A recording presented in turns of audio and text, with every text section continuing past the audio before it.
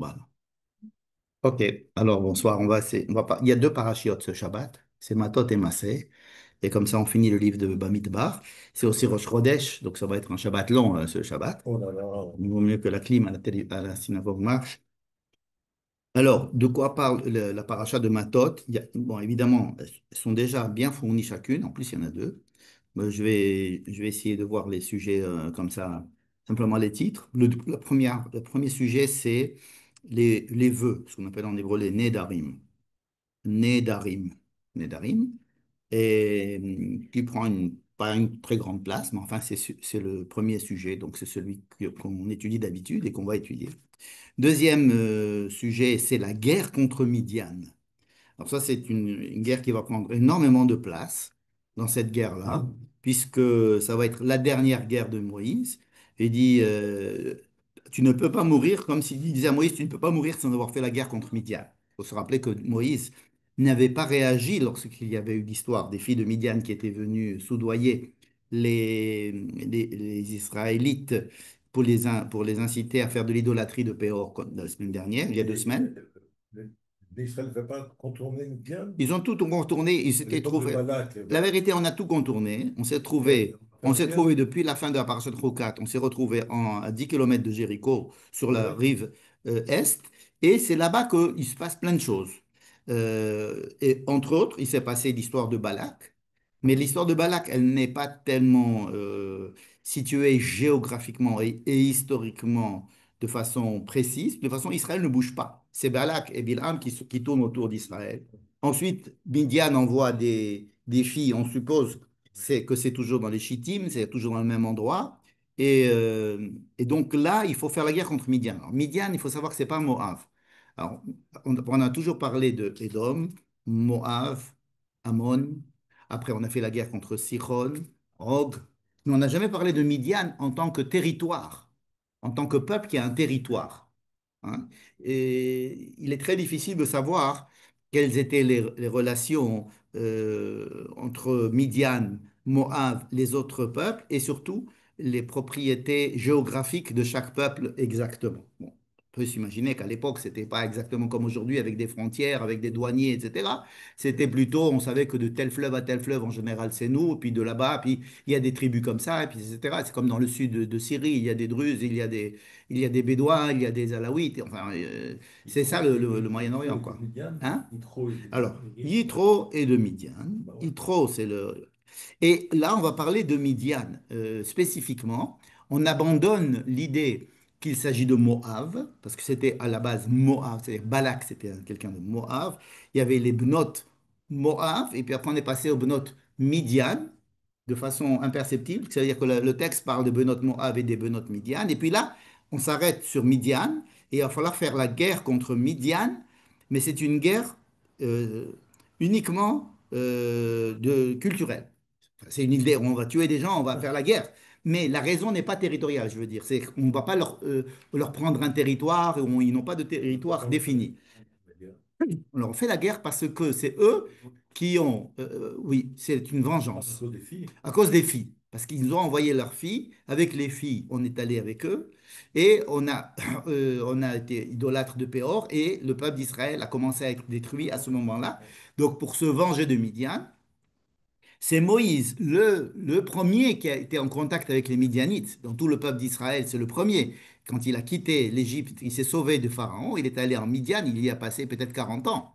Et c'est là-bas qu'il a pris femme, qu'il a fait des enfants. C'est là-bas qu'il a eu un grand lien avec Yitro, le grand prêtre de Midian, etc. Donc, il y a ici une tentation de culture midianite à l'intérieur du peuple d'Israël qui est présent avec justement le mariage de Moïse avec la Midianite. Et il est très possible que ce soit la raison pour laquelle Moïse ne soit pas intervenu lorsqu'il y a eu cette histoire des filles de Midian, parce qu'il n'y a que Pinchas qui est en fait intervenu, alors que Moïse était muet. Enfin, il était muet, disons qu'il pleurait, mais il n'a pas agi. Il est très possible que le fait que lui-même ait des accointances avec Midian, en tous les cas, il les a eues. Et donc, il était mal placé pour dire qu'il fallait absolument se séparer de Midian et de ne pas faire une alliance culturelle ou ne pas s'assimiler à Midian. Il était mal placé pour le faire, alors il ne l'a pas fait. On est déjà Et séparé de sa femme à son.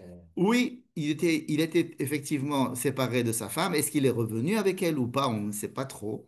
Mais en tous les cas, Dieu lui dit, tu dois, avant de mourir, tu as un truc à faire, c'est Nekom Nikmat Bene Israël Me'et Hamidianim. Tu dois venger Israël de la part des Midianim. Ve'achar te'asef el hamecha. Et ensuite, tu pourras mourir. Comme si c'était sa dernière, son dernier Nisayon, sa dernière étape c'est la dernière chose qu'il pouvait faire pour accomplir sa vie. C'était de bien marquer la différence entre Israël et Midian. Parce qu'effectivement, a priori, Midian, c'est un peuple qui n'a pas de terre décrite dans la Torah, comme une terre qui fait partie des terres que Dieu a octroyées aux peuples qui sont autour. Et Midian reste une terre presque virtuelle, avec des gens qui y habitent, mais qui n'ont pas un territoire, euh, en tous les cas, entourant la terre d'Israël. Elle est plutôt, on en parle plutôt lorsque Moïse va dans la terre de Midian, du côté du sud, vraiment le sud-est d'Israël. Et lorsque le peuple d'Israël va rentrer en guerre pour conquérir l'est du Jourdain, il n'a pas du tout à se confronter à Midian. Ça ne vient même pas à l'idée ni de Dieu, ni du peuple, ni de Moïse. Il n'y a pas de tu vas aller à Midian, tu vas leur dire, tu vas faire la guerre, tu vas leur demander de passer. Il n'y a pas. Et là, ils ont fait une guerre vraiment contre Midian. Cette guerre, elle est terrible parce il y a beaucoup de morts. Et Et nous aussi. chez nous, non. Mais il y a des morts chez eux, beaucoup. Et il y a un grand butin. Et qu'est-ce qu'on va faire avec le butin? Il y a des détails extrêmement précis de cette guerre, de combien de butins, de qu'est-ce qu'on fait avec chaque marmite, comment on va cachériser les marmites de Midian, parce qu'on les a. Qu'est-ce qu'on va faire avec les femmes de Midian, les femmes qui ont connu des hommes, les femmes qui n'ont pas encore connu des hommes. Bref, la guerre de Midian est vraiment décrite en long et en large dans notre paracha de Matot. Bien. Et donc, ensuite, justement après le fait qu'on dise qu'Israël a eu beaucoup de butin et qu'il y avait pas mal de, de mikné, c'est-à-dire d'animaux, on va dire qu'il y a deux tribus qui s'appellent Réhouven et Gad, donc deux tribus en Israël qui vont demander à Moïse de s'installer justement dans ces villes conquises à l'est du Jourdain et, parce qu'ils avaient beaucoup de bétail. Et que, justement, à l'est du Jourdain, il y avait beaucoup de... C'était un endroit très agréable pour les Ils ne animaux. voulaient pas acheter une gueule. Excuse-moi. Non, il ne s'agit pas de Midian. Là, il s'agit de... Alors là, il s'agit de quoi? Il s'agit au-dessus du Nahal Arnon. C'est-à-dire, ils vont prendre... Il y a des villes qui ont été prises, à Sichon et à Og. Donc, il va y avoir au-dessus du Nahal Arnon des villes qui vont être attribuées à Gad. Ensuite, il y a encore quatre ou cinq villes qui vont être attribuées à Réhouven. Et encore quelques villes qui vont être attribuées à Gad. Donc, Réhouven se trouve en sandwich à l'intérieur d'un territoire de Gad. D'accord. Et au nord, il va y avoir, Moïse va attribuer à la tribu de Ménaché, ou à la moitié de la tribu de Ménaché, tout le nord, avec ce qu'on est aujourd'hui un peu dans le Golan, en tous les cas, beaucoup plus sûrement, tout ce qui est à l'est de Tibériade et un peu au nord. Et donc, nous avons déjà donc trois tribus qui vont s'installer dans l'est du Jourdain. Il est très possible, comme on l'avait dit les autres années, que Ménaché va conquérir ces territoires, pas à ce moment-là, précisément. Peut-être qu'il les avait conquises avant. Vous me dire avant quoi? Avant, c'est-à-dire lorsque Joseph était encore roi, prince d'Égypte et qu'il avait encore deux enfants qui s'appelaient Ménaché et Éphraïm, donc qui étaient les fils des rois, fils du sous-roi, et qui peut-être sont allés reconquérir des terres de leurs ancêtres en Israël, Éphraïm à l'est, à l'ouest du Jourdain et Ménaché à l'est du Ils sont Jourdain. sortis d'Égypte Comment comme est-ce ça. qu'on le sait? Parce que le texte nous dit que Ménaché seul a conquis ces terres et que ces terres ont les noms des enfants et des petits-enfants de Ménaché. Et que le texte, quand il va nous parler dans Béréchit de Joseph, il va nous dire que Joseph a vu les arrière-petits-enfants ses arrière-petits-enfants qui ont été sur ses genoux. C'est-à-dire qu'il a vécu du temps de ses arrière-petits-enfants que l'on va retrouver conquérant les terres Donc de avant Ménaché. l'esclavage Donc d'Égypte. avant l'esclavage, avant la sortie d'Égypte et avant la conquête. Et donc, quand le peuple d'Israël arrive sur ces terres-là, ils ont déjà des villes hébreux, des villes conquises depuis déjà pas mal d'années, au moins à peu près 300 ans ou 200 ans au moins. Et donc, ils ont des noms, ils ont les mêmes noms que les enfants de Ménaché, des petits-enfants de Ménaché. On a le Yaïr, il y a Gilad, évidemment, il y a Yaïr, il y a Machir, Chavot Yaïr, etc. Bon. En tous les cas, cela fait une colonisation hébreu de l'est du Jourdain qui va de la mer Morte, du milieu de la mer Morte, hein, Nachal Arnot, c'est au milieu de la mer Morte, et jusqu'au nord, jusqu'en Galilée. Et David, évidemment, va conquérir ces terres avec beaucoup plus de panache et il va s'installer là-bas. Et bon, les Bikoret Amikra, ceux qui sont la critique biblique, disent que c'est justement à la conquête de ces territoires par David que ces textes ont été écrits pour justifier la conquête de David. Je ferme la parenthèse, c'est la critique biblique. En tous les cas, ici, les textes décrivent donc la volonté et Moïse accepte, quelle est la condition que Moïse porte à ces tribus qui veulent s'installer sur les terres déjà conquises? À condition que vous veniez faire la guerre avec tout le monde et que vous retourniez. Avec la fameuse phrase qui aujourd'hui est devenue un sticker, est-ce que vos frères peuvent faire la guerre et vous, vous êtes assis là à rien faire? D'accord? Vous savez qu'aujourd'hui, c'est utilisé pour les gens qui ne font pas la guerre en Israël par principe, alors que leurs frères juifs, principe, s'ils les considèrent comme des frères, font la guerre. Et donc, Ha'achechem yetz'u la milchama ve'atem teshevu po, devenu un sticker, tout à fait à juste titre, et c'est écrit dans notre paracha. Bien, alors ils disent oui, il n'y a pas de problème. D'ailleurs, ce sont eux qui vont être vraiment à la tête de l'armée qui va conquérir l'ouest du Jourdain et ensuite revenir s'installer à l'est du Jourdain. Bien. Mais ils se sont battus aussi avec les villes à l'est du Jourdain, je Bien suppose. sûr, tout le monde s'est battu à l'est du Jourdain, sauf Ménaché. Il est écrit que c'est Ménaché qui a conquis ces villes, mais sans dire que c'est avec le peuple d'Israël. C'est pour ça que j'ai évoqué ces hypothèses, comme quoi ces villes avaient été conquises du temps de Joseph même. Bien. Et donc, c'est comme ça que se finit la paracha de Matot. Ensuite, la paracha de Massaé. D'abord, il y a une longue liste de toutes les pérégrinations depuis la sortie d'Égypte jusqu'à présent. Donc, je crois qu'il y en avait je sais pas, 42 étapes, il me semble. Je ne peux pas vous assurer du chiffre, je ne suis pas bon dans la mémoire des chiffres. Et ils sont partis de là, ils sont allés là, ils sont partis de là, ils sont allés. Ça veut dire qu'il y avait il y avait un processus de la sortie d'Égypte jusqu'à l'entrée en Israël. Il y a un processus évidemment géographique, historique, mais surtout d'élaboration de la maturité du peuple à pouvoir entrer en Israël. Ça, il faut bien se rendre compte. C'est pas simplement une liste d'endroits géographiques. D'ailleurs, la plupart, on ne sait pas, ils ne correspondent pas aux villes traversées dans les livres précédents, mais ils ont par contre une connotation euh, euh, pas spirituelle, mais en tous les cas psychologique. Un endroit qui s'appelle les Harada, la frayeur. Alors, il y a des endroits comme ça où ils étaient de tel état dans un autre état, puis d'un autre état en un autre état. C'est pour probablement nous décrire une évolution. Et donc, ce n'est pas facile. Hein, c'est ça que je retiens en tous les cas, moi. Ce n'est pas facile de sortir d'Égypte et de rentrer en Israël, plat, comme ça. En fait, aujourd'hui, ça prend quelques heures d'avion de sortir, d'arriver en Israël. Ils ont pris 4 jours, Et plus. oui, et Dieu a décidé que non, justement à cause de cela, parce qu'il n'était pas capable. C'est-à-dire qu'il y a un processus, et ce processus, et nous le vivons probablement en ce moment en Israël, c'était un processus de comprendre ce qui nous est arrivé en créant l'État d'Israël. On n'a pas encore compris complètement. En tous les cas, le judaïsme ne l'a pas intégré complètement. Pas tout le judaïsme, en tous les cas. Une partie, oui, essaye de se mesurer à ce problème. Mais la grande partie du judaïsme traditionnel vit encore sur le judaïsme de Huslaretz, évidemment.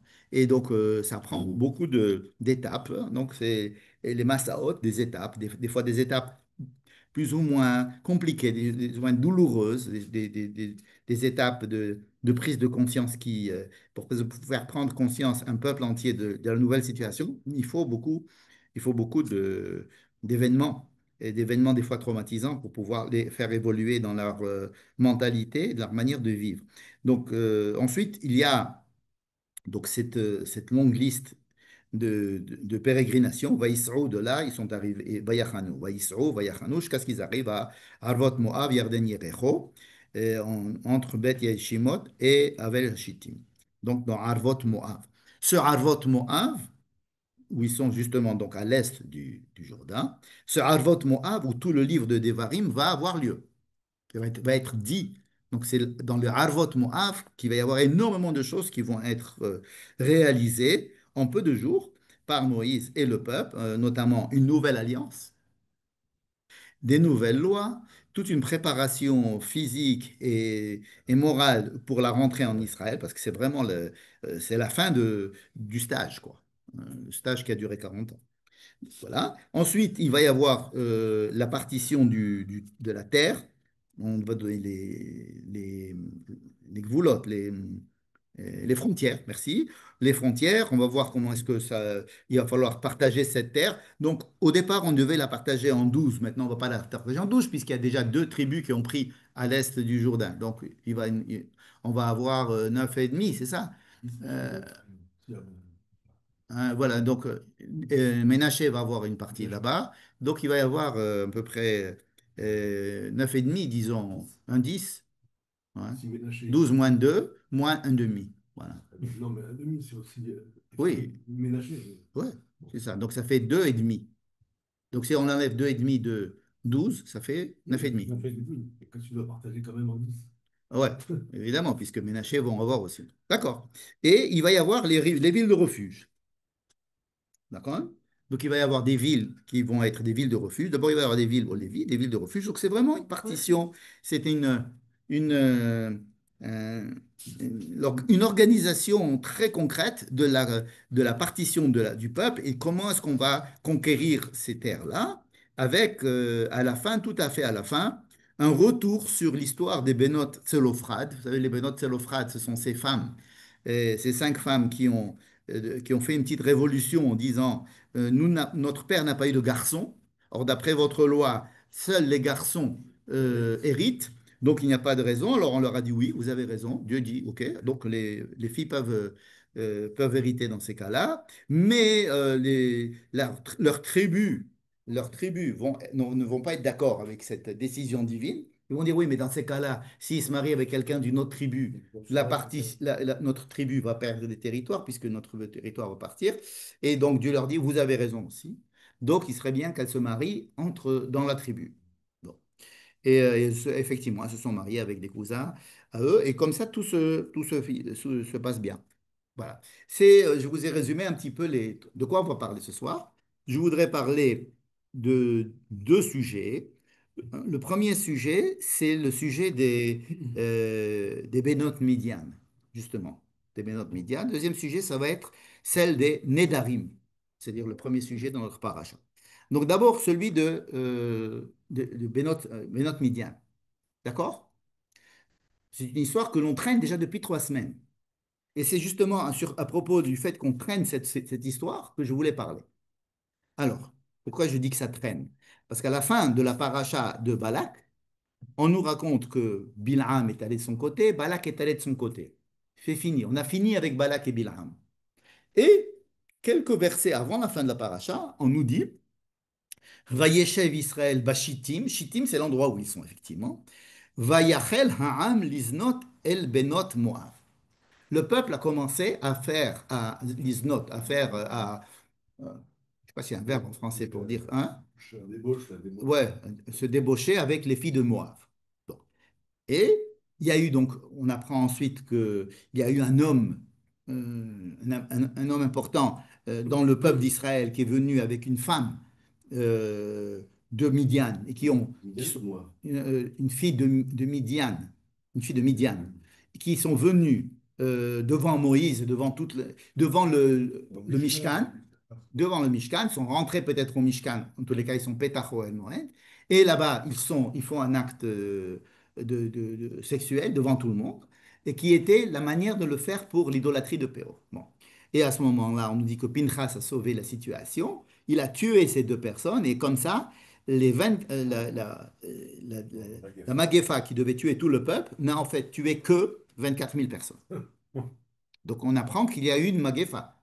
Mais vous rendez compte que c'est raconté à l'envers. Ça ne va pas dire que, alors il a fait ça, donc Dieu a décidé de faire une Maguefa, donc il y a eu 24 000 morts, alors Pinchas a fait ce qu'il a fait, ça s'est arrêté. Non, on nous dit que Pinchas a fait ce qu'il a fait, et après on nous dit que qu'il y avait une Maguefa, c'est-à-dire qu'il y a eu une épidémie, où il y a eu quelque chose qui a frappé le peuple, et qu'il y a eu 24 000 morts. Donc c'est raconté à l'envers. Mais il n'y a pas que ça qui est raconté en l'envers. C'est que dans la paracha de Pinchas, on nous dit que Dieu dit, ce qu'a fait Pinchas, c'est bien. Donc, ça va être comme si ce n'était pas évident avant. Effectivement, les Midrashim disent que le Beth Din s'est réuni, ils ont condamné Pinchas à la lapidation. Et que tout le peuple s'est ramassé pour lapider Pinchas et qu'ils avaient tout à fait raison de le faire parce qu'il n'a pas fait ça avec une décision de justice, il a fait ça de façon indépendante et peut-être illégale. En tous les cas, Dieu dit, ne lui faites rien. Non seulement il a bien agi, mais en plus, grâce à lui, il a sauvé tout le peuple d'Israël. Et c'est maintenant qu'on nous donne le nom du monsieur qui a été tué, et en nous disant que c'était le chef de la tribu de Shimon, et en nous donnant le nom de la femme avec qui était l'une des filles d'un des rois de Midian. Hein, Tsour étant un des 5 rois de Midian. Et donc, lui, il était cinquième des enfants de Shimon, c'est-à-dire il était le cinquième dans la lignée importante de la tribu de Shimon. Et il était le cinquième de la tribu de Midian. Comme si il y avait ici, ils correspondaient l'un et l'autre. Sur le plan diplomatiquement, ils étaient équivalents, n'est-ce pas? Alors pourquoi on nous dit ça maintenant? Ils sont morts, ils sont morts. Qu'est-ce que tu viens me dire de... Ça veut dire qu'il y avait ici quelque chose qui était fomenté, ou il y avait quelque chose qui était sous-jacent à cette débauche. Au début, on nous dit, il y a une débauche.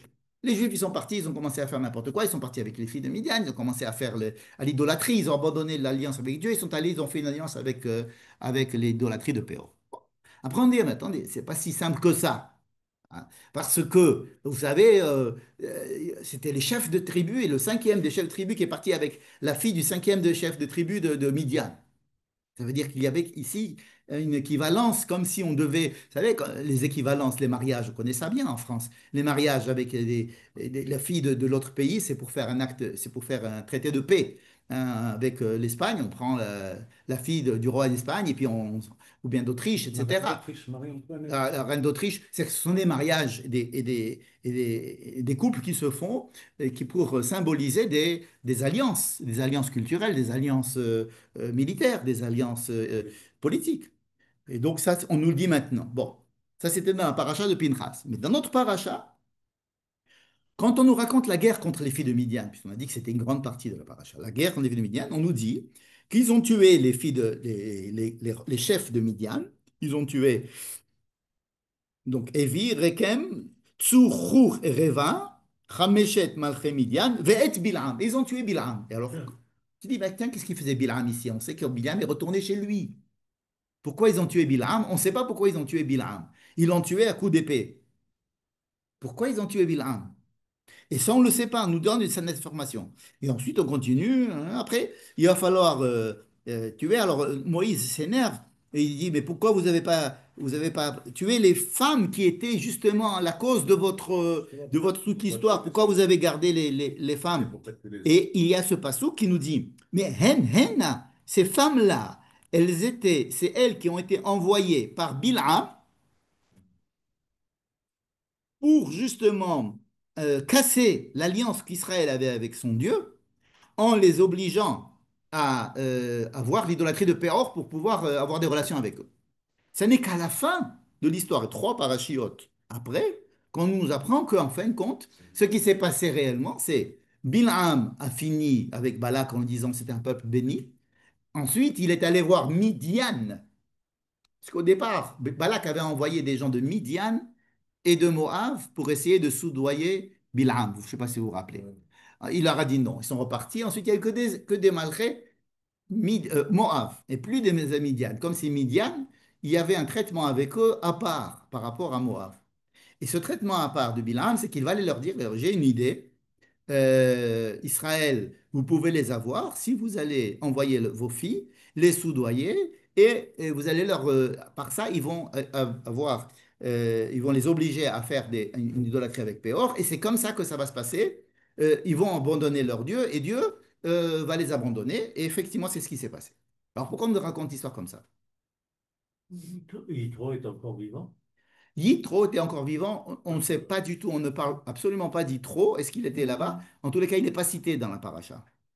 Il n'est pas cité. Beau-père de Moshe, Moshe Le est beau-père de mort. Moshe, Moshe est encore vivant, mais il est possible enfin, Moshe s'étant marié avec la fille de Yitro, Moshe ayant maintenant 120 ans, Moshe, il est probable que Yitro soit c'est la déjà mort. génération d'avant, quoi. C'est la génération d'avant, ouais. C'est la génération d'avant Moïse. Ok. Alors pourquoi raconter cette histoire comme ça à l'envers? Pourquoi ne pas nous raconter l'histoire comme je viens de vous la raconter? Il me semble. Imaginons que c'était raconté à l'envers.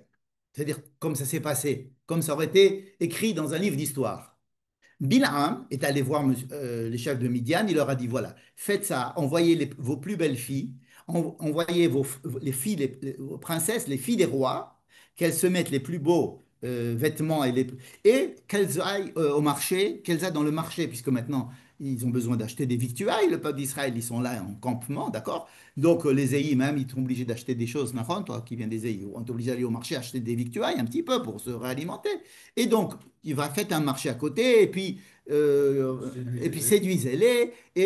Et puis effectivement, alors Israël sont tombés dans le panneau. Si on avait raconté ça comme ça, alors on n'aurait pas compris le fait que Dieu punisse Israël avec cette force. Et en disant, attendez, mais c'est pas eux. Nous raconter l'histoire que les Juifs, ils sont décidés d'abandonner Dieu, ils sont allés chez Péror. Ils sont allés faire l'idolâtrie anti-Dieu. Alors Dieu s'est énervé et il a commencé à les exterminer. Et il y a eu quelque chose qui s'est passé qui a sauvé quand même. Mais enfin bon, à la base, l'histoire de base, c'est Vaïtzamed Israël les Baal Peor, Vayachel Israël. C'est que c'est lui qui a commencé, c'est Israël qui a commencé. Il n'y a pas simplement Choulin, mais c'est aussi Trala. Donc et c'est pour cela que Dieu s'est énervé contre eux. Alors que si on avait commencé en disant, mais non, mais tout ça, ça vient à cause de Bilham. Et si Bilham, c'est lui qui a donné le conseil à Midian, Dieu, il avait qu'à intervenir. De la même manière qu'il est intervenu pour empêcher la malédiction de Bilham d'agir, il aurait très bien pu empêcher le conseil de Bilham de s'appliquer, et comme ça, il aurait sauvé son peuple. Or, Dieu n'a rien fait. Donc, on pourrait même non seulement excuser le peuple, mais accuser Dieu de cette histoire. En lui disant, tu agis d'un côté, et puis de l'autre côté, tu laisses faire. En tous les cas, on n'aurait pas pu comprendre que Dieu attaque le peuple. En fait, le fait que la Torah raconte cette histoire à l'envers, ça nous a permis de digérer le fait qu'on s'est dit, waouh, Israël, ils sont pas sympas. Dieu, il vient de les sauver de la malédiction.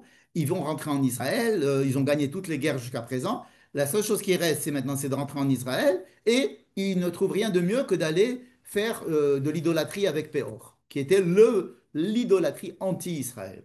Hein. Et qu'est-ce que c'est que cette histoire vous écoutez à la radio, des Juifs, des Israéliens ont transféré des informations importantes à l'Iran. Waouh! Qu'est-ce que c'est que ces traîtres en temps de guerre? Des Israéliens qui ont donné des informations à l'Iran en temps de guerre et pas un ni deux, mais une bonne dizaine. C'est inconcevable. C'est la cour martiale. Cour martiale. Et puis après, les journaux vont dire, ouais, mais il avait besoin d'argent, et l'autre, il savait pas très bien que c'était ça. Puis ils ont proposé de l'argent simplement pour prendre une photo, ils savaient pas pour qui c'était la photo. Enfin bref, quand on raconte l'histoire, on peut raconter l'histoire différemment, pour dire, ah bon, c'est pas si grave que ça. C'est pas des Israéliens qui ont dit, bon, je vais aller maintenant être espion contre mon pays. C'est des gens un peu faibles psychologiquement, un petit peu faibles économiquement, ils avaient des dettes, etc. Et par Internet, ils ont réussi à les... Et donc, toute une histoire peut toujours être racontée au moins de deux manières. En disant, quoi, quel traître, paf.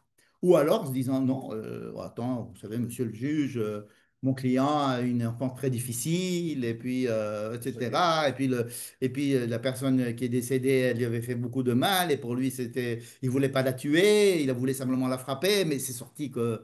euh, enfin, bref, on peut toujours aujourd'hui raconter l'histoire différemment pour essayer d'atténuer la sentence. Ce sont des avocats pour ça qu'ils ne vont Le pas. rôle des avocats, pas chez les juifs. Alors, chez les juifs, il n'y faut pas, hein, le din, c'est le din. Voilà, c'est ça, c'est à mon avis un des enseignements. Le din, c'est le din. Ça veut dire que, je m'en fous, moi, des circonstances éternuantes. Tu as attrapé la grippe, tu as attrapé la grippe. Ça veut dire que, Ça, c'est n'importe ça veut dire que on va pas faire on va pas considérer les circonstances atténuantes qui ont fait que vous êtes allé faire de quoi. l'idolâtrie. Mais pour juger quelqu'un, il y a un Beddin, ils discutent, il faut que la majorité soit d'accord. Enfin, il y a... Il va y avoir le pour et le contre sur Ah le oui. plan de la. Mais Mais on s'il a va fait ce pas qu'il a fait. du tout dans un tribunal juif, Israël. Il n'est pas question pour l'avocat d'invoquer du chesed par rapport à la personne. C'est simplement sur les faits qu'on va discuter de leur, Bien. de leur véracité, de pas leur véracité, du fait que cet argument ne tient pas debout, que cette preuve, elle est pas. Mais on va jamais rentrer dans l'histoire pour raconter l'histoire psychologique et d'essayer d'atténuer de créer une empathie avec le meurtrier ou de trucs. Non, ça on est habitué avec les films, mais pas dans le Bien Beth sûr. Din israélien. Le Beddin israélien. Pas israélien, je veux dire Non, ce que je veux d'Israël. dire. Le Non, pas Israël. Israélien, c'est comme chez les Goïms aujourd'hui. Non, non, aujourd'hui, le Maharet Non, HaMishpat, puis c'est-à-dire que, dans l'Agmara, il y a marqué qu'on ne doit pas avoir pitié d'un pauvre ou d'aider par exemple, aider un par riche. exemple, tout à fait, tu as raison. C'est-à-dire, le juge ne doit pas tenir Là, compte ce du serait. fait que le voleur était pauvre. Ou alors qu'il était riche avec un, Ou alors qu'il était riche, avec un et donc parce qu'il est riche, bon, et pas parce et surtout pas parce qu'il est pauvre. C'est-à-dire que le fait qu'il soit pauvre ne doit en rien influer ma décision de justice. Il doit faire le din. Après, quand il sort du tribunal, le chef du tribunal peut lui donner de l'argent de sa d'accord. poche. Mais au Beddin, c'est le Beddin. Ça veut dire qu'Israël a fait ça, on nous raconte l'histoire d'Israël a fait ça, on ne parle pas des circonstances atténuantes, comme quoi c'était Bilham, comme quoi ils ont fait ça, mais qu'est-ce que tu veux qu'on fasse dans ce cas-là, machin. C'est elle, mais elle était belle, etc. Et puis ma femme, elle n'était pas là, et je suis allé acheter des pommes. Ah, parce que ma femme, elle m'a envoyé acheter des pommes, et puis les pommes, ils étaient là-bas, mais elle m'a dit qu'elle en avait des plus belles dans l'arrière-cour. Donc je suis allé avec elle, puis là-bas, il s'est passé ça, mais elle m'a dit, tu fais ça, puis tu verras bien. J'ai demandé où sont les toilettes, ils m'ont dit, non, fais ici. C'était justement c'était ça, l'idolâtrie de paix. Oh, enfin bref, je sais pas. Donc il n'y a pas de circonstance atténuante. Pas de circonstances C'est juste. atténuantes. Ça veut dire que le din, c'est le din. Et Mais donc, il faut détruire Israël. D'accord? On prête à Israël beaucoup de miséricorde et d'humanisme et de chesed, etc. Parce que, à mon avis, nous avons été énormément euh, influencés par les pays où nous étions, les pays chrétiens. C'est-à-dire que la religion, qu'est-ce que c'est que de la religion? C'est la charité. C'est ça la chrétienté. La religion, c'est la charité. C'est-à-dire qu'il faut donner, il faut aimer, etc. Donc on a mis en exergue le côté chesed, mais on a oublié que la Torah, elle a des textes extrêmement difficiles et durs, et avec le din qui est un vrai din, c'est-à-dire la justice qui est une vraie justice, où il ne faut pas tenir compte des circonstances atténuantes. C'est le din. C'est quand tu fais du din, tu fais le din. Après, on te dit, OK, mais il n'y a pas que ce niveau qui existe, il y a aussi un autre niveau. Et alors, dans l'autre niveau, il faut aussi s'occuper. Mais les deux, ce qui, à mon avis, est assez caractéristique d'Israël, c'est qu'ils tiennent à bout de bras des valeurs contradictoires a priori, mais complètement, c'est-à-dire le din et le chesed, sans faire une bouillabaisse. C'est-à-dire du din et du chesed. Mais pas un din amadoué par du chesed. C'est pas un din un petit peu. C'est-à-dire le chirurgien, il chirurgie. Le chirurgien, il coupe. C'est pas, il se dit, Attends, oulala, mais peut-être le pauvre, ça Ouais. va lui faire mal. Non, peut-être pas, je vais faire un tout petit truc. Non, tu ouvres grand pour pouvoir bien voir et faire ton truc. Normal, faut y aller. Le chirurgien, il doit y aller. Il ne doit pas commencer à dire, ah non, la pauvre, machin, Alors, une cicatrice. qui c'est ma belle-mère? Ah! Non, mais je veux dire que le chirurgien, il doit faire la chirurgie. On ne peut pas demander au chirurgien de faire le. D'accord? Donc c'est bien que le patient il soit endormi et que machin. Donc, quand il y a le din, il y a le din. Et donc, l'histoire, Peut-être qu'il faudrait faire une réforme judiciaire ici. il faut faire une réforme judiciaire. C'est très probable. En tous les cas, non, mais la, la manière dont est appliquée la justice en Israël n'est pas, ne repose pas sur le judaïsme, ça, c'est sûr. C'est sur l'Empire ottoman, c'est sur l'anglais, c'est sur les Américains, sur plein de choses. Quelques petites lois comme ça pour faire joli, machin, mais autrement, c'est pas du tout la justice de la Torah. Et, euh, et donc, quand on parle de la justice d'Israël, tu fais bien de me le dire, c'est pas la justice du pays d'Israël, mais d'Israël de la Torah. Bref. Et donc, après, on nous dit, attendez, maintenant que tu as fait le din et que le din s'est passé et que Dieu a décidé de détruire le peuple et qu'il y a 24 000 morts, sache qu'il y a maintenant une autre histoire qui s'est passée. Maintenant, il faut aller tuer la cause. C'est eux qui t'ont, c'est Bilam qui a demandé à l'autre, c'est lui qui a fait ça. Donc il faut aller s'occuper de ça aussi. Et Moïse, surtout, n'ait pas de bons sentiments envers Midian parce que tu penses que c'est tes cousins germains. Toi, tu dois faire c'est toi qui dois mener la guerre. Et effectivement, Moïse, jusqu'à la fin, il va dire, vous n'avez pas tué cela, il faut les tuer cela. Pourquoi vous avez fait cela en bio? Et c'est très violent quand on Mais lit c'est ça. c'est très intéressant. Vraiment, ils ont tué Bilam, ils n'ont pas les tué Moab, Ils ont qui tué avait moi. appelé Midian. Non, non, Alors, ils ont tué c'est Midian. celui qui exécute, celui qui crée qui crée le Nahon. Et en problème. C'est pas plus, celui qui l'envoie. Nahon, voilà, le passouk c'est ça. Ve'et malchei Midian hargu, ils ont tué les rois de Midian. Les rois, c'est les chefs de tribu qu'il y avait là-bas. Enfin, Al chalelehem et Evi, et Rekem, et Tsur. Tsur, c'est le père de Cosbi. Parce que Cosbi bat Tsur. Ve'et Chur, ve'et Reva, Chameshet malchei Midian, ve'et Bin'am ben Beor. Et alors lui, c'est celui qui a donné le conseil. Comme on dit, les terroristes et ceux qui les envoient. Vous connaissez cette phrase qu'on dit, on va atteindre les terroristes et vesholchehem. Hein, ici, quand ils disent on va attaquer les terroristes et ceux qui les ont envoyés, c'est-à-dire ceux qui leur ont donné l'idée, qui leur ont fait la leçon pour qu'ils deviennent terroristes. Et donc, notre paracha, vraiment, c'est une paracha de Eretz Israël. Une paracha où on fait la guerre et on doit faire la guerre jusqu'au bout et qu'il n'y a pas de question de faire ici, il n'y a pas de pitié. Il n'y a pas de pitié. Il n'y a pas de pitié. Bien qu'on nous raconte qu'on aurait pu avoir de la pitié envers le peuple d'Israël, envers Dieu, envers Moïse, envers. Il y a la loi. Attends, à part les Caprons et Bilam, on tue d'autres personnes, je On a suppose. tué tous les Midianites et les femmes. Les hommes, C'est toutes les femmes et les et une femmes partie et tuées toutes toutes. les femmes qui étaient Ah ouais. matures. C'est un massacre. Un massacre. C'est-à-dire que c'est une guerre extrêmement violente. C'est pour ça que je dis que c'est très violent, n'est-ce Un pas? génocide. Génocide. Voilà. Ah, Génocide. on sait le nombre de victimes ou on ne s'est pas marqué, je crois. Je ne peux pas te dire, tu me prends au dépourvu. Non, non, on ne sait pas. Non, je crois pas. On compte pas dans ces cas-là. Je ne sais pas, mais ce qu'on a compté, c'est le halal, le butin. Halal, pas le Le halal. halal, pardon. Le halal. Bien. Donc, je voulais rien que souligner ce point-là, que l'histoire est racontée à l'envers pour nous dire, n'ayez pas de raison de justifier Israël. Ils ont fait une erreur, ils ont fait une erreur. Paf. Bien qu'il y ait des raisons, et ça, on nous les raconte après. Mais des raisons après, il va falloir aussi s'en occuper. Voilà. D'accord? Ça, je voudrais faire attention à la manière dont la Torah raconte. Parce que souvent, on se pose la question pourquoi la Torah nous raconte cela comme ça? Pourquoi est-ce qu'on nous donne cette information maintenant et pas plus tard? Vous savez, par exemple, la semaine dernière, on nous avait dit que le père de Moïse, il s'appelle Amram. Et sa mère, elle s'appelle Yocheved. Mais on nous le dit quand ils sont déjà morts. Au début du livre de Shemot, on nous dit un homme de Lévi est allé, il a pris la fille de Lévi. Alors que Ish, Mi, Bet, Lévi, c'est quand même trois mots, tu peux dire Amram. Vaïkar et Bat Lévi, tu peux dire Yochevet. Non. Parce que c'était pas cette information qu'on voulait savoir. C'était pas le fait qu'il y ait eu, que ce soit Amram et Yochevet qui étaient les parents de Moïse à ce moment-là. C'est que c'était un fils de Lévi avec une fille de Lévi. C'est important maintenant.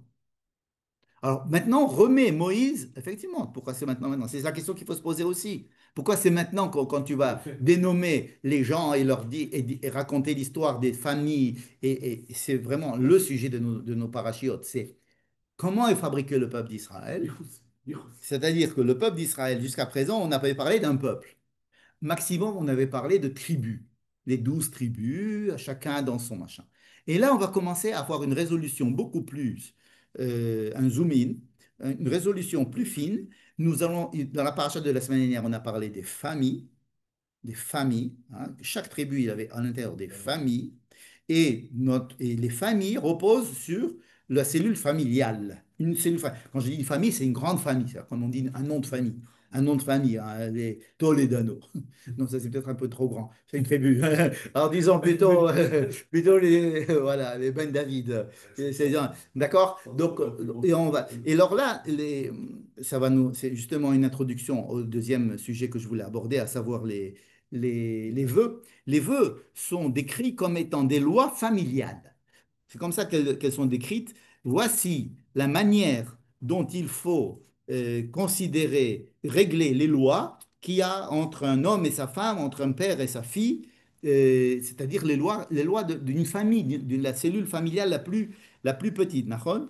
Et ça, c'est comme ça, je vais vous dire. Ele achukim, voici les lois, Shartziva Adonai et Moshe, ben ish le ishto, entre un homme et sa femme, ben av le bito, entre un père et sa fille, bin urea, bet aviel, elle est encore chez ses parents. C'est-à-dire que c'est comme ça qu'on nous décrit les lois des vœux. C'est très intéressant de savoir, mais quel rapport avec les vœux? Hein. Pourquoi? On va peut-être répondre à cette question-là. Quel rapport avec les vœux? Je vais parler des vœux. Mais ici, il est clair que le titre de la paracha qui s'appelle Raché Hamatot, chef de tribu. Et comme nous l'avons vu à la fin de Massaé, c'est les chefs de tribu de Ménaché qui vont venir contrer les prérogatives qui ont été accordées aux filles de Sélophrade, parce que les filles de Sélophrade, en tant que filles par rapport à leur père. C'est des filles qui viennent dire, nous avons notre père. C'est comme si aujourd'hui des filles voient qu'il n'y a personne pour dire Gadish pour leur père parce que leur père n'a pas eu de garçon. Donc, les filles, elles ont naturellement, elles ressentent le besoin de dire, on veut dire Kaddish parce que notre père n'a pas eu de garçon, n'est-ce pas? Elles peuvent, le regarder. Oui, ça dépend quel rabbin tu vois. Si c'est un rabbin, si c'est un rabbin d'il y a 200 ans, non. Si c'est un rabbin d'aujourd'hui, on va te dire que oui. Maintenant, il y a ici, justement, ça va faire, c'est justement partir des vœux. Tout à l'heure, je vais en venir. Ici, nous avons des filles qui viennent, qui disent, notre père n'a pas d'enfant, pardon, de garçon. Or, d'après vos lois, l'héritage va chez les garçons. Hein, d'accord? Donc, si un homme se marie avec un homme d'une tribu se marie avec la femme d'une autre tribu, d'accord? Donc la femme va venir habiter avec lui dans sa tribu. Mais elle n'a pas de terrain à lui offrir, puisque son terrain à elle, il appartient chez les hommes. C'est-à-dire que et alors, elles vont complètement changer cette loi. Elles ne vont pas la changer, elles vont demander à ce que cette loi change. Et Dieu va dire, OK, on change la loi pour le bien des individus, c'est-à-dire pour le bien de ces filles, les filles à papa, j'allais dire. C'est-à-dire que c'est parce qu'elles veulent elles veulent se battre pour l'honneur du père qu'elles vont demander ça. Et ça va être accepté. Or, à la fin du livre de Bamidbar, les gens de la tribu, de leur tribu à eux, ils ont dit, attendez, ces filles vont hériter d'un, d'une parcelle de leur père. Mais cette parcelle de leur père fait partie de notre tribu. Bon. Elles vont choisir de se marier avec quelqu'un d'une autre tribu. Non, voilà. Pourquoi pas? Elles vont prendre leur terre et elles vont le donner à leur mari, On déplace les terres. sans déplacer la terre. Donc il va y avoir à l'intérieur d'un canton une partie qui va partir, ça va défigurer complètement la partition de la terre en tribus. Interdit de faire ça. Alors Dieu dit, ah oui, c'est vrai, comme s'il n'avait pas pensé. Dieu dit, ah oui, ils ont raison. Donc nous allons faire une loi qui puisse être aussi à l'avantage de la tribu en général. Hein, c'est comme Je si te rappelle vous ça. avez la liberté de quelqu'un qui habite dans un immeuble, la liberté de faire des choses. Mais il demande l'avis du Vaad Bait, c'est-à-dire de l'ensemble du copropriétaire, pour savoir si cela ne va pas gêner la copropriété en général. Hein. S'il va décider de mettre un masgan dans son balcon, Hasbe Shalom, en France, c'est pas possible parce que tu vas défigurer la façade, donc on va pas mettre un climatisateur, hein, pour l'instant.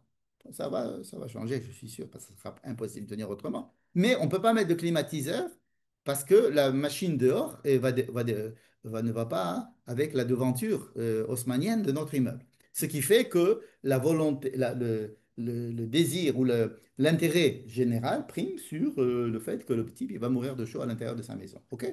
Et donc, c'est ce qui se passe dans notre paracha. Au début, on parle des rapports de fille-père. Et justement, c'est ce qui s'est passé avec les filles de Tselophrad la semaine dernière. On a dit que, étant donné qu'elles veulent combattre pour l'honneur des filles, pour l'honneur de leur père, donc c'était le rapport fille-père, à la fin de la paracha, il va être contredit ou disons atténué par l'intérêt de la tribu entière qui va dire, attends, mais si ça se passe comme ça, nous, notre tribu, les tribus ne vont plus exister. Donc, oui, c'est vrai, alors il faut qu'elle se marie à l'intérieur de la tribu pour pouvoir garder les parcelles de terrain dans la même tribu. Bon.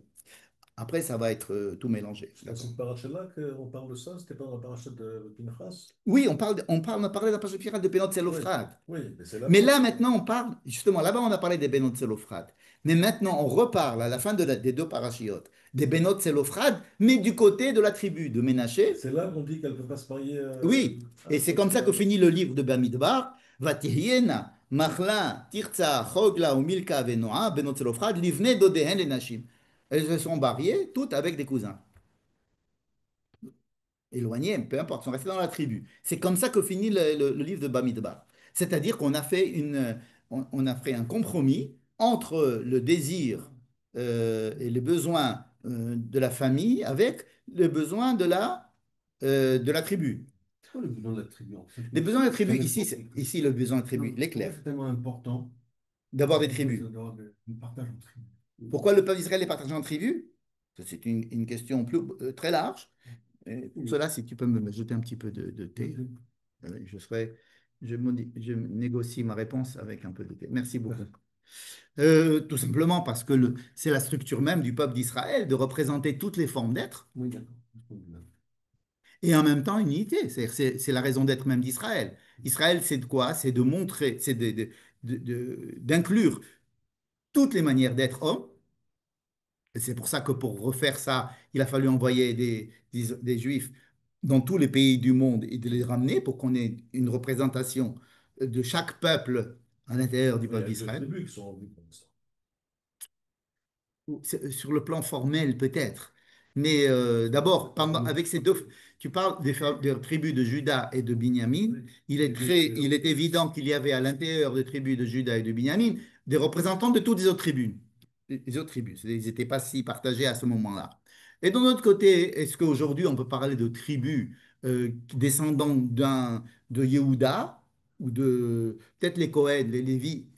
Ça va, mais les autres, qui va dire qu'on est, étant donné qu'il y a des mariages mixtes, si on ose dire, à l'intérieur du peuple d'Israël, donc il y a plus de... Par contre, il y a des tribus dans le sens où on représente des manières d'être, et puisqu'il y a des Juifs français qui représentent la France, plus, des fois même plus que les Français eux-mêmes, des Juifs polonais qui s'habillent comme les Polonais s'habillaient il y a 200 Et ans, les têtes. encore plus que les Polonais aujourd'hui, c'est-à-dire qu'ils ont gardé la garde-robe polonaise euh, de, fa- euh, intacte avec les fous rires, euh, les fous rires qui vont avec. Et donc, on a une représentation, cette fois-ci pas tribale dans le sens où un fils est le père, mais une partition de toutes les manières de voir le monde de Et les façon tests, différente en Israël. les tests ADN que tu peux faire te donnent C'est ça.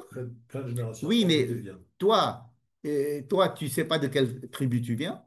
Et tu ne pourras pas savoir Non, parce que de toutes les façons, le père il s'est marié avec cette femme qui s'est mariée avec l'autre. non, Et non. il y a beaucoup de conversions, etc. Alors, comment c'est possible qu'il y ait des juifs jaunes, des juifs noirs, des juifs blancs, des juifs roux? Bon, Les Polonais, on dit que c'est des Kazakhs, des Cathares. on peut dire beaucoup de choses. Mais en tous les cas, le peuple d'Israël, il se trouve qu'il est représentatif aujourd'hui de toutes les manières d'être. Il nous manquait les Thaïlandais et les Congolais, ben, ils sont venus. Donc ça, c'est pour la réponse de tribu. Donc les tribus, à la base, c'était des tribus. Et maintenant, les tribus, c'est des manières d'être, des manières de... On dit, ah, toi, tu es marocain, tu vois, toi, tu es éthiopien, tu es américain. C'est que ça se voit encore la partition en tribus, et parce qu'on représente 10 manières d'être et en même temps une unité. Voilà, c'est l'unité, en fait, c'est les Nations Unies réussies en Israël. C'est Bon, bien. je reviens sur l'histoire je veux finir cette idée que je disais. Dieu dit à Moïse, va parler aux chefs de tribu en leur disant qu'il va les lois des vœux. Je ne rappelle pas que je écoute. Pourquoi aller chez les chefs de tribu pour aller leur parler des vœux? Et c'est ça le titre de la paracha, Matot. Alors, et non seulement ça, on va dire que c'est la loi, ce sont des lois qui régissent les rapports entre hommes, femmes et hommes et enfants. Et à la fin de la paracha, nous avons l'intervention de la tribu qui va venir contredire les acquis d'une famille de filles par rapport à leur père. Et quand il n'est pas, il met des limites. Oui, oui, ils vont venir contredire et alors on va trouver une solution pour que les deux puissent marcher. Ça veut dire qu'il y a ici, comme s'il y avait juste à la fin de la Torah, puisque la fin de Bamidbar, c'est la fin de la Torah. Hein. On finit la Torah là. Le livre de Devarim, ce n'est ça reprend la Torah, mais autrement, on a fini la Torah. À la fin de la Torah, on dit, OK, le peuple d'Israël, d'accord, mais il repose sur des impératifs contradictoires, à savoir le peuple, des tribus, des familles et la cellule familiale. Et chacune a des prérogatives et des droits, des libertés qui s'arrêtent au moment où on va entamer l'existence de la cellule au-dessus, supérieure. Et il me semble que c'est une des raisons pour lesquelles Matot et Massé se sont mis ensemble et que justement, juste après l'histoire des Benot Zelophrate, on parle justement des rapports entre père et fille et que c'est fini par le problème de la tribu qui vient dire oh, oh, ça va pas, là, il y a un machin. Donc, on est obligé de recentrer. Donc, il y a la cellule familiale stricto sensu. Au-dessus, il y a la famille, c'est-à-dire la grande famille. Ensuite, il y a la tribu. Ensuite, il y a le peuple. Et il va falloir respecter toute cette hiérarchie juste avant de rentrer en Israël. La terre va être partagée en tribus, mais aussi en familles. En famille. Et donc, il va y avoir ici la possibilité d'exprimer un pluralisme à l'intérieur du peuple. Parce que si on ne voulait pas de pluralisme, si on voulait que tout le monde soit tout pareil, on n'aurait pas donné de l'importance à la famille ou aux tribus. Encore moins aux familles. C'est-à-dire que déjà, les tribus, ça fait qu'on ne va pas être unis. Mais en plus, les familles à l'intérieur de chaque tribu, et là, on parle des cellules familiales à l'intérieur de chaque tribu. Mais quel rapport avec les vœux Parce qu'on n'en a pas parlé encore. Donc, je vais Très maintenant bien. commencer à parler des vœux pour finir. Je vais rapporter ici un commentaire du Rav Reuven Sasson à propos des vœux, mais qui, à mon avis, est révolutionnaire. C'est un commentaire révolutionnaire, bien qu'il s'appuie sur le Harizal, qui était un rabbin kabbaliste du XVIe siècle à Tzfat, et sur sa date du Zohar. C'est absolument révolutionnaire. En fait, qu'est-ce que c'est qu'un vœu? Une personne dit, à partir de maintenant, moi, je prendrai une douche une fois par an. OK? C'est comme ça. Je veux vivre avec mon odeur, ce que je sais, moi. Hein. Bon, j'aurais pu prendre, à partir de maintenant, je veux être végétarien aussi. Ben, à partir de maintenant, je veux plus fumer. Enfin bref. Alors, par exemple, je veux plus fumer. Bon, OK. À partir de maintenant, je fais le vœu de ne plus fumer, d'arrêter de fumer. OK? À partir du moment où il a fait sortir ça de sa bouche, avec témoin, s'il fume, c'est comme s'il mangeait du cochon. C'est-à-dire que s'il fume, c'est comme s'il transgressait une loi de la Torah. D'accord? Ça va loin. Ça va loin. C'est pas que c'est important ce qu'il a dit. Ce qu'il a dit, c'est comme ça qu'il faut faire la Il faut chose. qu'il y ait des témoins, je suppose, non, Oui, cinéma. ok, d'accord. Ce que j'ai dit. Il a fait sortir de sa bouche avec des témoins. D'accord. Bon. Maintenant, une femme qui dirait, à partir de maintenant, je ne prendrai une douche que tous les ans, son mari peut dire, attends, je ne suis pas d'accord. suis pas d'accord. Je veux qu'il y ait quand même un minimum d'hygiène. C'est une Marie qui dit ça, la femme veut dire que je suis pas d'accord. Non, mais alors que tu as raison, aujourd'hui, Terminé. ça serait permis. D'ac- C'est-à-dire que dans le couple, il y a un minimum de choses que on doit consulter, se consulter. Parce que c'est pas possible autrement. C'est même un couple doit avoir des accords entre eux pour la manière dont ils doivent vivre. Et donc, on parle de ces accords-là. Ou alors une fille avec son père, le fille qui dit tout ce qui m'appartient, je vais le donner aux pauvres. Ben, il peut y avoir des petites filles qui disent ça. Et donc le père dit non, je m'oppose. Tu peux donner aux pauvres une tente quand même, mais pas tout ce que tu as. Parce que avec ça, c'est mon, etc. Donc il y a ici ça c'est le vœu. Qu'est-ce que c'est qu'un vœu? Par la halakha, c'est quelqu'un qui prend sur lui de faire quelque chose, cette chose-là qu'il a dit, à force de loi, à force de loi de la Torah. D'accord? Ça, c'est la définition. Et puis après, il y a comment est-ce qu'on peut défaire cette chose-là. Bon, par exemple, si le père a entendu la fille, le moment où, dès qu'il a entendu parler de ça, il dit non, ça, je suis pas d'accord.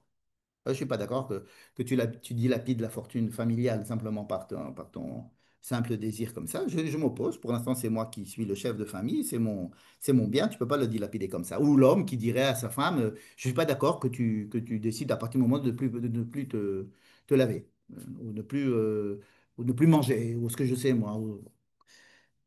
Et donc, il y a ici un problème philosophique qui se pose, à savoir. La Torah, elle vient d'en haut et elle donne des lois. Tu dois faire ça, tu ne dois pas faire ça. Ça, c'est interdit, ça, c'est permis. Tu dois faire ça obligatoirement, tu dois mettre des définis le matin et tu ne dois pas manger de cochon. Bon.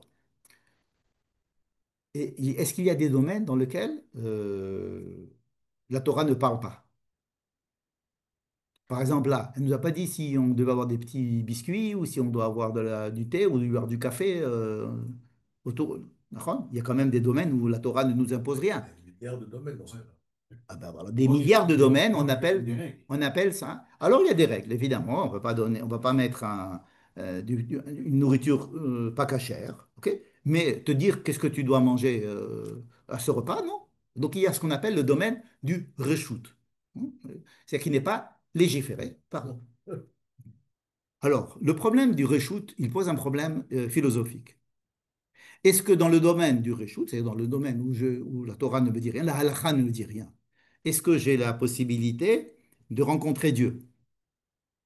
Si les mitzvot et les averot, c'est pour que j'ai un rapport particulier avec Dieu.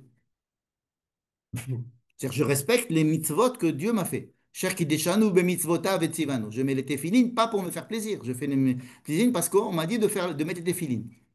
D'accord? Bon. Mais manger un steak ou alors manger une salade feta, est-ce que quand je vais manger ma salade, je vais avoir un rapport avec Dieu ou pas?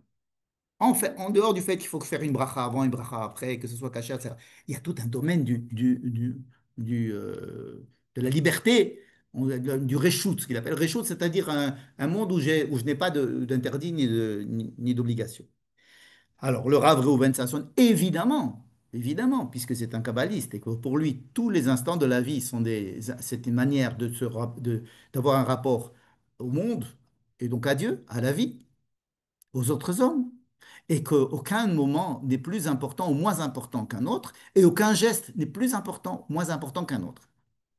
Simplement, pour nous donner une certaine idée, on nous donne des mitzvot pour nous former à ce que quand je serai dans un domaine où il n'y a pas de légifération, Je n'en manque alors je me comporte comme la Torah aurait voulu que je me comporte. pas.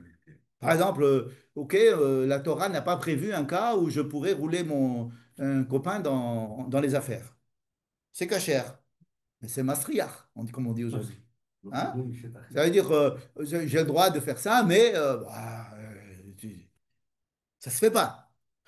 Ou un autre exemple, à mon avis, plus facile que je donne souvent, un père ou une mère qui veulent éduquer leurs enfants à être polis. Apprendre la politesse. Je voudrais que mes enfants soient polis. Je sais pas que c'est. En Israël, c'est rare, mais enfin, disons que, voilà, en France, je voudrais que mes enfants soient polis. Alors, qu'est-ce que je fais? Ben, je lui dis, dans ce cas-là, il faut faire ça, dans ce cas-là, il faut faire ça, dans ce cas-là, il faut faire ça. Surtout, ne fais pas ça comme ça, etc. Par exemple, je vais le bombarder de plein de cas et de plein de lois, etc. Tout ça pour qu'il apprenne la politesse. Mais évidemment, je peux pas imaginer tous les cas de figure. Il va se présenter un cas de figure qui ne rentre pas dans tout ce que je lui ai dit. Mais c'est à ce moment-là qu'on va voir s'il est poli ou pas. Jusqu'à présent, il avait peur de ce que je lui demandais de faire. Enfin, il était respectueux, disons, mais il n'était pas poli. Parce qu'il était respectueux de son père, de sa mère, mais il n'était pas poli. C'est que dans le domaine où il n'aura pas de légifération, où je vais voir s'il est poli ou pas. Ça veut dire si mon éducation a réussi ou pas. Ça veut dire que le domaine du reshoot est encore plus important que le domaine législatif. Parce que quand je fais une mitzvah, qui a été. Alors, c'est difficile de faire une mitzvah, alors je l'ai fait comme il faut, etc. OK. Mais est-ce qu'elle va réussir à t'éduquer pour que quand il n'y a pas de mitzvah, tu te comportes comme un mensch ou pas? D'accord? Et ça ne correspond pas simplement au derech eretz. Ça correspond à énormément de domaines. Donc, le domaine du reshoot, c'est le domaine le plus important, dans lequel l'homme exprime sa liberté. Et c'est que là, on va voir qui il est vraiment. Est-ce que toutes les mitzvot qu'on l'a obligé à faire l'ont amené à faire cela ou pas? D'accord? Pour voir si quelque chose marche, il faut voir sur le terrain de ce qui n'a pas été prévu. Hein. Si je forme une compagnie d'élite à l'armée, hein, évidemment que ce qui va se passer, ça va pas respecter, ça va respecter aucun des cas de figure que nous avons imaginés, mais ça va être une combinaison de ces cas de figure. En tous les cas, ça va être dans l'esprit des cas de figure que nous avons imaginés. On est obligé de faire des exercices sur des cas de figure qui peuvent se présenter, et on sait que ce qui va se passer, ça va pas être une des choses, mais on est obligé de. Et c'est là-bas que va se passer le véritable MIFRAN, l'examen, le test, de savoir si je suis vraiment à la hauteur de cette. Donc, ça, c'est une idée que on donne à la personne.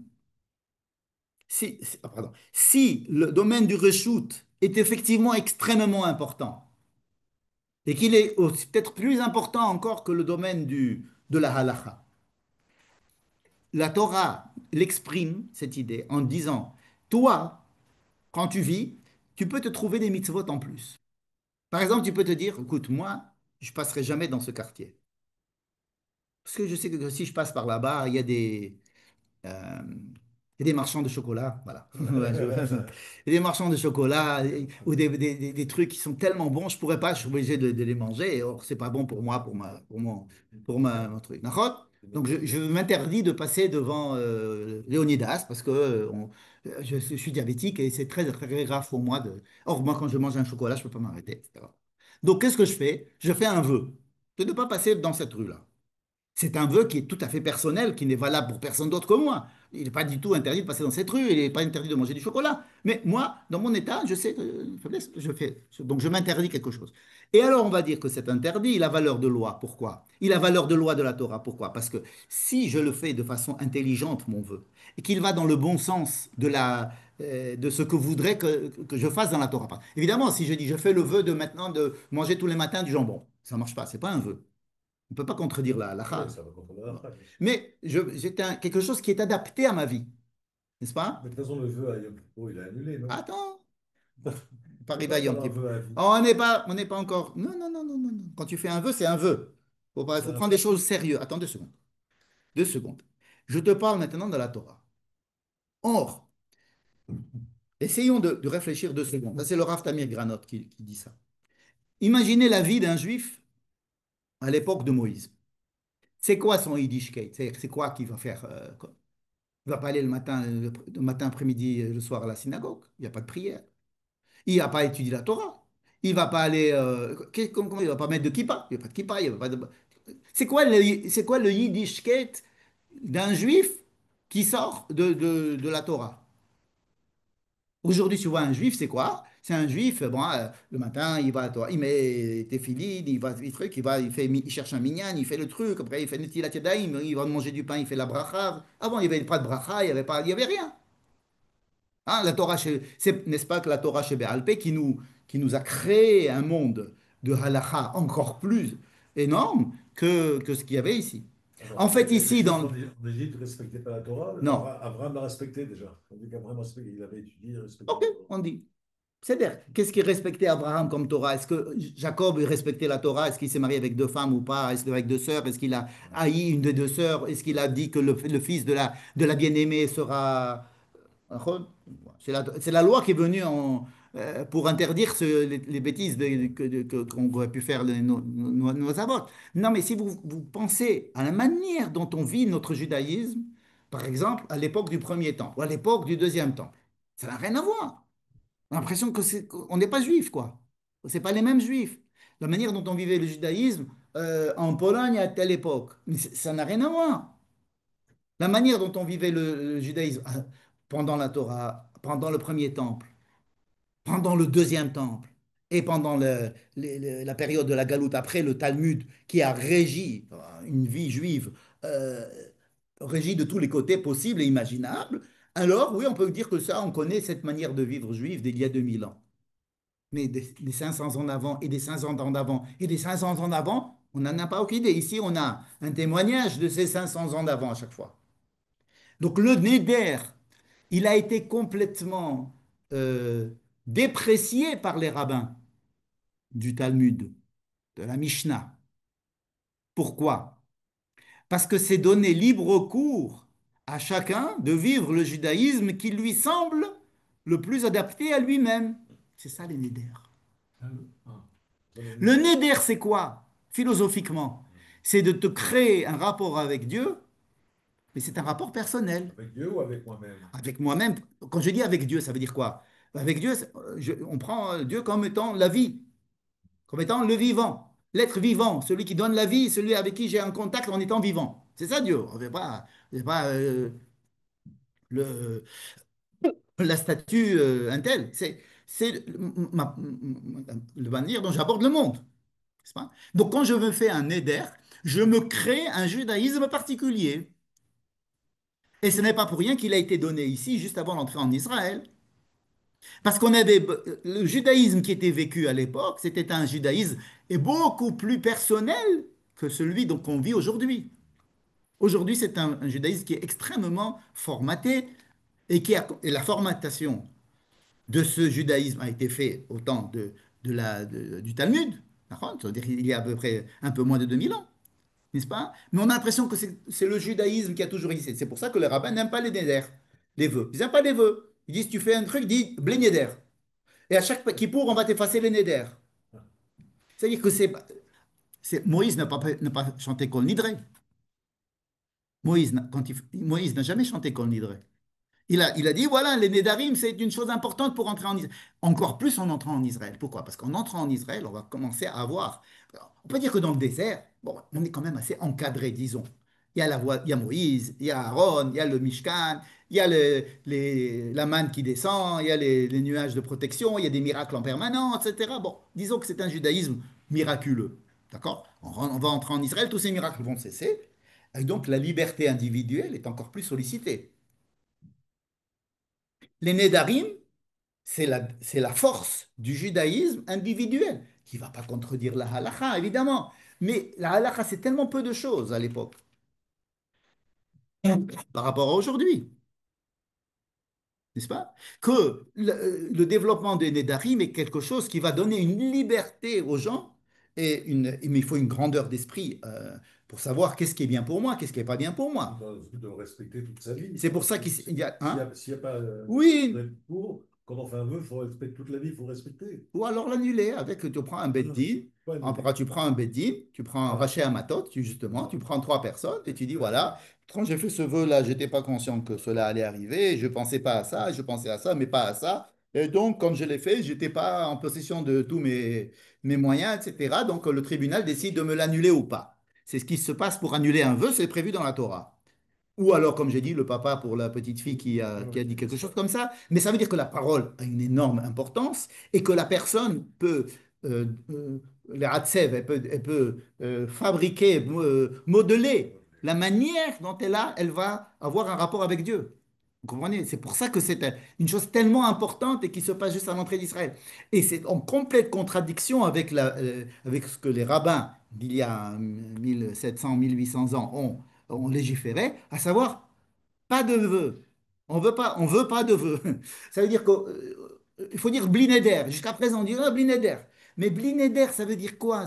Voilà, tu as rendez-vous demain chez le dentiste à 5 heures. Blinéder. Quoi blinéder? Tu viens ou tu viens pas? Blinéder. C'est une manière de se déresponsabiliser de nos obligations qui est insupportable. Ah, Imirtse Hachem, Blinéder. Alors, aujourd'hui, on a l'impression que c'est la chose qui va me faire respecter la loi. Je dis Blinéder, toujours dit Blinéder parce qu'on ne sait jamais. Mais dans son essence, le Néder, c'est le contraire. C'est d'obliger une personne à vivre de manière à être en adéquation avec l'esprit de la Torah, qui n'a pas légiféré pour lui donner cette liberté d'action dans ce sens-là. Alors, étant donné qu'on a quitté Israël, les rabbins n'ont pas fait ça pour rien. Ils ont vu que le peuple quittait Israël et il y avait le temple qui était détruit et que maintenant on allait s'éparpiller. Ils ont créé des Nédarim. Ils ont créé le Torah Shebeh Alpeh tel qu'on le connaît, qui sont pleins de Nédarim, que ce sont les Nédarim des rabbins. C'est les rabbins qui ont fait ces Nédarim pour nous. À partir de maintenant, c'est comme ça. Et c'est fini. C'est-à-dire que c'est Takanat Rachamim. Et on le respecte avec énormément de respect, comme si c'était ce qu'avait dit Dieu. Mais d'où ils ont pris la force? De l'esprit même du Néder. Ça veut dire, il y a un vide juridique, il y a une personne qui va avoir besoin qu'on la prenne en charge parce qu'elle va être dans une situation difficile où elle va quitter son pays, quitter son peuple, aller dans un endroit perdu. Si elle commence à adopter des nédarim qui vont dans un sens ou dans l'autre, eh ben c'est la porte ouverte à tous les courants d'air, quoi. Ça veut dire que ça va commencer à être embêtant. Mais il faut se rendre compte que quand on étudie la paracha des nédarim dans la Torah, ça n'a rien à voir avec les Nédarim tels qu'ils sont vus aujourd'hui par les rabbins. Parce qu'on a diminué la liberté des gens avec pas mal de lois et en leur disant surtout pas de Nédarim. On a très peur de Nédarim. Maintenant, pourquoi je dis que c'est important aujourd'hui d'étudier cette paracha? Parce que cette paracha, elle a été faite pour Israël, pour entrer en Israël. C'est-à-dire qu'en entrant en Israël, on retrouve cette responsabilité. C'est pas une liberté formidable, hein. C'est une liberté qui a beaucoup plus de responsabilité que de liberté quand je prends une difficile liberté, comme disait notre ami Emmanuel. Ça veut dire que difficile, très difficile liberté, qui ne peut être donnée qu'à des gens adultes, n'est-ce pas, comme il disait notre maître Lévinas, Zichrono Livracha. C'est une religion pour des gens adultes, responsables, parce que c'est extrêmement, on va dire, la liberté. Donc, comme tu as souligné, c'est pas du tout une liberté sympathique. Tu vas t'obliger. C'est une parole qui va t'obliger à toi, pas moins que la Torah a décrit ça. C'est-à-dire que ça t'oblige. Donc c'est quelque chose d'extrêmement liberticide. C'est une liberté qui est liberticide. Donc quand on pense que la liberté, c'est de faire ce qu'on veut, or la liberté de faire un vœu, c'est le contraire. Parce que j'ai la liberté de m'enfermer dans quelque chose. Mais c'est parce que je pense que me correspond à ma personnalité. En fait, le judaïsme était adapté à la personne particulière beaucoup plus qu'il ne l'est aujourd'hui. Pour être un bon juif aujourd'hui, il faut faire à peu près ce que tous les bons juifs font. À l'époque, pour être un bon juif, c'est quelqu'un qui sait qu'est-ce qui va être bien adapté pour lui pour rentrer en adéquation avec la volonté de Dieu. Quand la volonté de Dieu n'est pas tellement exprimée. Contrairement à l'idée qu'on en a aujourd'hui, on pense que Dieu n'a pas arrêté de parler et que c'est pas vrai, c'est les rabbins qui n'ont pas arrêté de parler. La loi telle qu'on la connaît aujourd'hui, elle a été façonnée par les rabbins. Alors, il y a des lois qui ont été données dans la Torah, évidemment. Tous les rabbins s'appuient sur ce qui a été donné dans la Torah, évidemment. Mais il faut penser le Neder comme une autre manière de vivre son judaïsme qui est adaptée à l'entrée en Israël. Ça veut dire que de la même manière que le judaïsme d'Israël est différent du judaïsme de Chutz La'aretz, une des différences, c'est le Nédarim. Une des différences, c'est cette capacité à découvrir la manière dont on va essayer de vivre le mieux possible pour suivre la volonté divine telle que nous la concevons. L'Israël de l'époque, parce que l'Israël d'aujourd'hui, ça n'a plus rien à voir. Maintenant, Oui, mais on est en terre d'Israël. Et en rentrant en terre d'Israël, à l'époque, nous avons une énorme responsabilité parce que on n'est plus prisonnier de la galoute où on était obligé de faire certaines choses parce que sinon on allait dans le. Là, on est Non, prisonnier de la Lacha et du Talmud, je dirais. alors, on est prisonnier de la halakha du Talmud. Seulement, comme tu le sais très bien, aujourd'hui, il y a beaucoup de différences entre les rabbins. Est-ce qu'il faut aller à l'armée israélienne? Il faut aller à Tzahal ou surtout il ne faut pas y aller? C'est quoi la halakha? Il faut y aller, la Lacha, non? Non? Et le rabbin, celui-là, il a une barbe encore plus longue que l'autre et qui dit non. Ok, parce qu'ils n'ont pas étudié. Alors tu vas dire que le rabbin n'a pas étudié. Bon, non, ça veut dire que tu vois que la responsabilité de la décision individuelle, elle commence à avoir plus de poids en Israël. Ta responsabilité de dire je vais maintenant faire partie de la communauté harédite, c'est une volonté, c'est comme un éder. C'est-à-dire que tu rentres à l'intérieur d'une manière de vivre avec tout ce qui va, un truc, et c'est ta manière de penser, de dire c'est ce que Dieu veut de moi.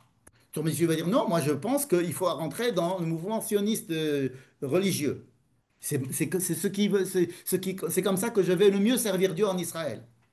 Peut-être qu'il y aura bientôt un courant qui va te dire il ne faut pas aller à l'armée parce que il faut être humaniste et il faut pas du tout il faut être pour être un bon Khiloni, il faut pas faire la guerre. On pourra trouver ça.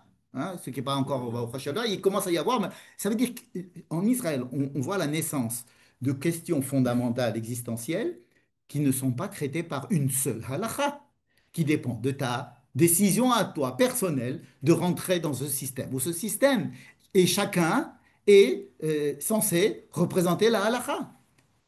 Même les chilonim, ils disent, notre judaïsme, c'est ça. Je fais ça parce que je suis juif. Donc pour moi, la définition d'être juif, c'est ça. Le Haredi va dire, pour moi, être juif, c'est ça. Le sioniste religieux, il va dire, pour moi, le sionisme, c'est ça. N'est-ce pas? Alors, qui c'est qui fait que je vais respecter la halakha? Chacun a raison. Hein. Donc, il y a ici une prise de responsabilité qui est automatique de chaque personne de savoir dans quoi il va rentrer. C'est comme si on rentrait dans des Nedarim, comme si on rentrait à l'intérieur d'une Ouais, maréchette de je halakha. fais pas un vœu pour moi-même, je décide de rentrer dans une telle communauté. Voilà. Donc il y a 10 communautés différentes, Ouais. alors j'ai 10 choix différents, mais c'est Mhm. pas tous les instants de ma vie, je fais un éder pour moi et pour moi seul. Non, mais là, quand je rentre dans le. Si je deviens Haredi, je deviens Haredi. C'est des implications D'accord, énormes. c'est Quand je vrai. deviens Haredi, au début, je pense, je ne sais pas si c'est à quoi ça va me mener, mais je rentre dans le monde Ouais, Haredi, c'est comme rentrer, je ne sais pas, dans un monde à part. ouais, ouais. C'est comme se convertir à une religion particulière. Rentrer dans le monde sioniste religieux, c'est avoir des valeurs et des mitzvot et des Bon, c'est plus échelles un de choix, valeurs. c'est plus un choix qu'un éder. Mais tout cela vient du même principe. C'est ça le neder. Je disais, le neder, c'est quoi à la base? Aujourd'hui, encore une fois, c'est mal vu le neder. Mais à la base, le neder, c'est ce qui donne la liberté et la responsabilité de chacun d'avoir un comportement, de se faire un comportement adéquat à la volonté divine. Mais il y a dans la paracha qui parle des Nédarim, ce que tu dis, ça va bien pour les hommes, hein, les femmes et Je suis les d'accord femmes, qu'il n'y a pas de elles rapport sont. d'égalité entre les hommes et les femmes dans la Torah. Je suis tout à fait Non, non, d'accord. mais elles sont Je suis tout à fait spéciaux. d'accord. Tout à fait d'accord. Les femmes peuvent faire un neder. Hein. Les femmes peuvent faire un neder. Mais elles sont contrôlées par. Mais étant donné qu'elles engagent la propriété de leur conjoint ou de leur père, parce que la propriété, elle est en général du père ou du conjoint, alors là, il n'y a pas d'égalité. Mais la femme peut faire un éder. Mais il faut que le mari accepte. Il faut que ça soit justifié. Il faut que le Le mari mari. accepte. Mais la femme peut s'opposer en disant non, ça fait partie, par exemple, de la ketouba de faire ça. Tu m'avais promis ça. Ah, c'est pas vrai que tout le monde. Tu comprends? C'est-à-dire, la femme a la possibilité de faire un éder. Ça, c'est déjà une bonne chose, j'allais dire. Mais maintenant, étant donné qu'elle engage exactement comme les Bénot Zélophrate, engager la responsabilité de leur tribu et que leur tribu était obligée d'intervenir pour limiter les dégâts, n'est-ce pas? De la même manière, il y a ici une inégalité homme-femme assumée, enfin, c'est évident, d'accord? Mais il y a ici le principe du neder qui est donné à la base pour indiquer autre chose que ce que l'on voit aujourd'hui dans le neder. Donc, j'aurais dit, ah, millénaire, millénaire, millénaire, millénaire. Ce qui est contre, j'allais dire, c'est anti-judaïque, anti-toraïque, puisque la Torah ne dit pas qu'il ne faut pas faire de neder. Au contraire, Et elle l'a pas mis avec le nazir, la paracha Ah de Ner. oui. Elle l'a pas mis avec le Ah oui. nazir, où c'est un éder spécial. Elle l'a pas mis dans la paracha de Kedoshim, où il y a les rapports entre les hommes. Elle l'a mis ici, juste avant l'entrée dans Israël, où il y a une responsabilité accrue et une prise de responsabilité accrue à ceux qui doivent entrer en Israël. Parce qu'Israël exige cela, que cette liberté qu'on va avoir en Israël, elle a en elle-même une responsabilité énorme. Et c'est la responsabilité de chacun de savoir qu'est-ce qu'il va décider. Bon, voilà, passez une bonne Toda semaine. Rabba. Avec À la plaisir. semaine prochaine, Blinéder. Plaisir. Merci, Michel. Merci à vous, merci à vous, merci à vous. À bientôt.